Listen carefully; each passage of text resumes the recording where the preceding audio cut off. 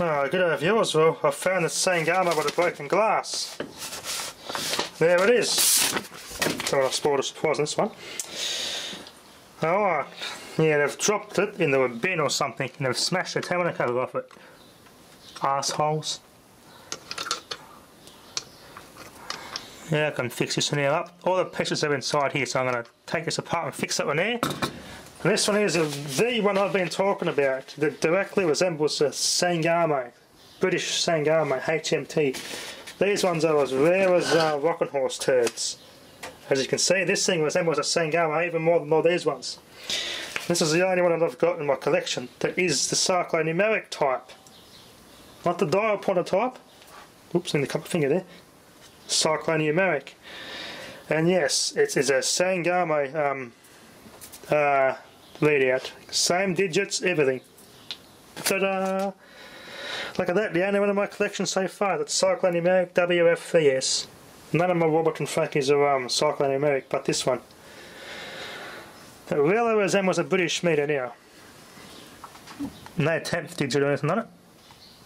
34,916. There's no magic, flip, gravity wheel or anything in there. And just an ordinary conventional gear inside that. There's no weight that tips and flicks over. Give it a good shake and can prove that. I can shake that, there's no gravity or anything in there.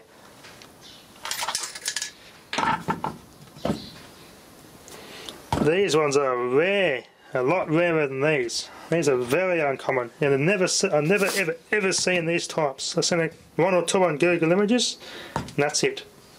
These Cyclonumeric Warburton Frankis are rare. Never ever seen one on WF2 or the earlier ones though. So a first for my collection. Yeah, it looks exactly like Wayne Big Box Deluxe's HMT. Even with this video, it looks more and more like it. But I think this is a Cyclonumeric anyway, so it just gives it that British Sangamo touch. Even though they're basically the same meter, basically the same thing. Warburton Franki were building these in Australia under licence. These are the contractor for Sangamo. These guys made motors, switchboard controls, everything. They made good motors too. They look kind of like heavy duty Crompton Parkinson motors. Australia had a really good electrical industry back in the day. Now we've got next to nothing. It's all gone overseas. I'll put this net out of the way. I cannot find my digital kilowatt meter. Let's do a quick plug-in test with. So I can't really have that one. I'll just run these along my BAZ, do some tests. But eventually I get a good man cave set up, have the meter and get going. I want to cut these where I can make it not so obvious when I seal them back together. So I go closer to lead so I can solder those back together.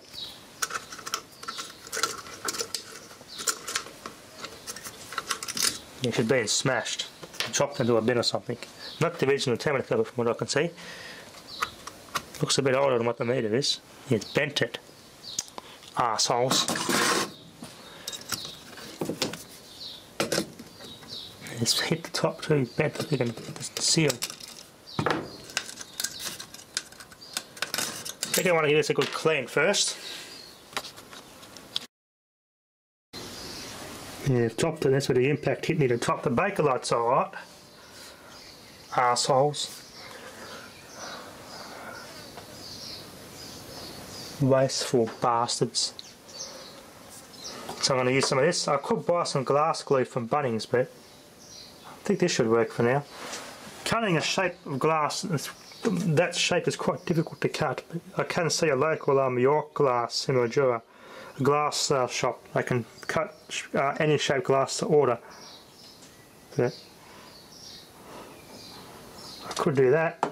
York glass in Watthour will cut any glass to any order, whatever you want. They'll get the shape and they'll cut the glass to suit. They can even cut polycarbonate to shape as well.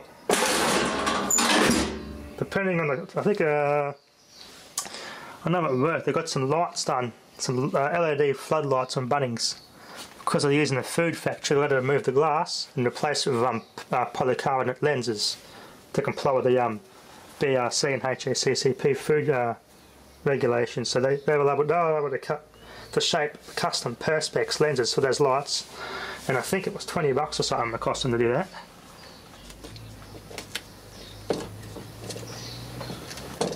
One time switch, this, and the old Chamberlain and Hookham.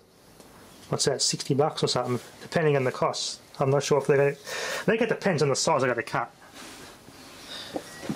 But the Chamberlain and Hookham's got a square glass, so I can cut that myself. I've only got a perspex on that for now, but that's easy to cut. It's a round glass that I have trouble with. I want to get this cleaned right up, and I'm going to just use a bit of this just to hold it all together for now. Always store this stuff in the fridge. If you don't want your super glue going hard, store it in the fridge. It'll stay soft pretty much the entire life of the product till this is empty. Good tip. By the way, this is that cyanoacrylate adhesive. The same stuff used for girls' nail extensions. Just as cheap as buy that instead of super glue. It's the same stuff. Yeah, that's basically what it is. Cyanoacrylate adhesive. If it can bond everything else like a bond skin, it's good stuff. Nothing bonds skin as good as cyanoacrylate would. It's good stuff there, super glue.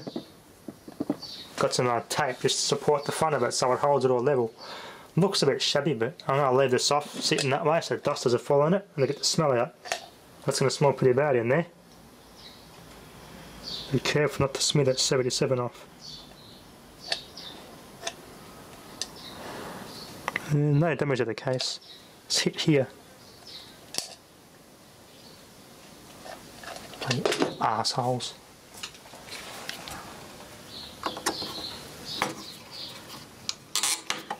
I'm gonna throw it in the skip bin. Look at that. They don't freaking care, do they? Keep that, take that washer off and keep this bolt. Straighten it out. I don't know, one of the other meters has got a bolt missing off the terminal cover. So we're going to keep that. Fix it up and I'll put that back on one of the other terminal covers on one of the other meters. All plastic gearing, the main gearing's plastic.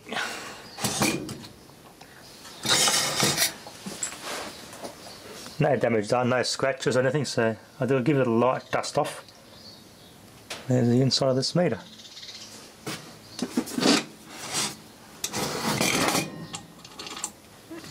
Look at a metal wheel there and a plastic one. One's a different adjustment for speed and the calibrate the meter. It's a 50 to 100 amperes, so it's probably late 60s onwards, I reckon, this one. Heavy duty thick metal dial pointers. None of them are bent, not scratched nor bent. It's got a bit of dust on it from the glass being broken. Label's nice and smooth. I've got it upside down, you can see it still spins right. So it's a magnetic type of bearing in that. There's a spring and pin at the top, but there's a magnet in the bottom to keep the thing central. Uses a float-on principle. This little magnifying glass is very handy. You look in the right spot. You can see the actual meshing of the worm drive there on the load wheel.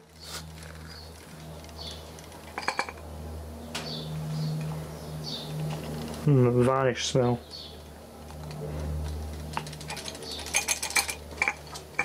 No dust in there, it's all clean.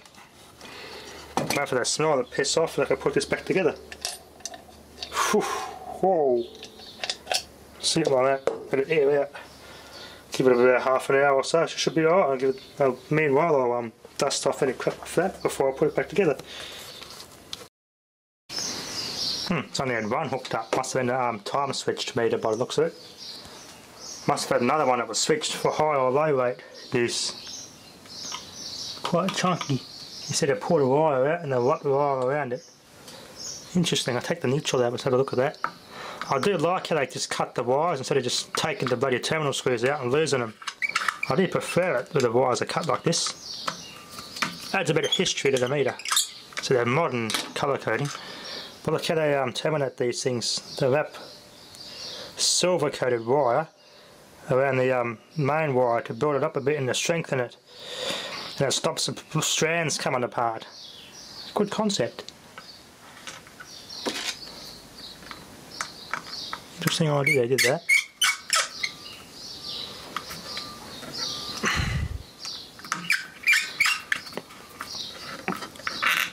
This only had 3 of the terminals used, this one wasn't used. As you can see, 1 phase 2 wire that's bridged inside anyway, so they probably had it, had it on a neutral bar or something.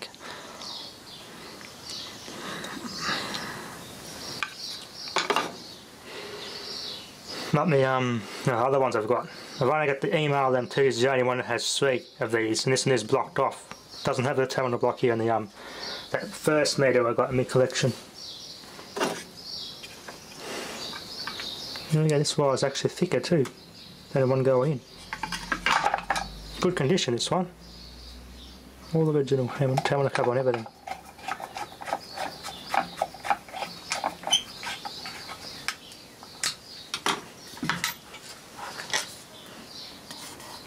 $5402, 10 to 60 amp, 4 watts per kilowatt hour.